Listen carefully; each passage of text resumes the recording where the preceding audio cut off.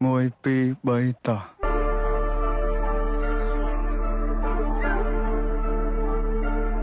អញអត់ដឹងនិយាយមួយពួកឯងមិនពួកឯងឈួតអស់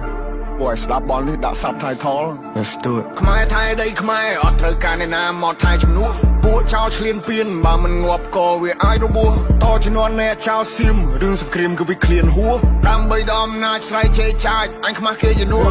អញទៅអញបាយតឯមួយថ្ងៃពួកអាចយ៉ាងไรអញទៅអញបាយនៅរੂអវជ័យពួកប្រែដល់លើដីទុកអញអ្នកកែកាយអញទៅអញបាយស្តែពួកថ្មិលបាញ់ជើងស៊ីវិលចរិតពួកថៃអញទៅអញបាយធ្វើបាបពួកអញណាធ្វើបាបដល់ចាស់ជាសាពួកនេះលេងនឹងនេះបំពេញមានអំណាចលើទីហ៊ានពួកអននេះចេះតែមានលេងលខោឲ្យយើងមើលពួកអកក្រឹកចាំអញប្លង់ឲ្យកិច្ចពួកអននេះលេងល្បិចសុទ្ធពួកកពើគិតថាមានតែឯងសេចដុំមកសំញ៉ៃពួកនេះអ្នកកំ ប្លែងនៅអាស៊ីគេមើលកូនខ្មែរយើងមូលមីចាប់ដៃសាមគ្គីដៃតពីដូនតាឈួតណាចង់រੂរើមកមួយសងដកនៅសសសអត់មានអ្នកកងាប់លើដីខ្មែរអត់មានអ្នកហែពួកអាបសអញមានឈាមខ្មែរ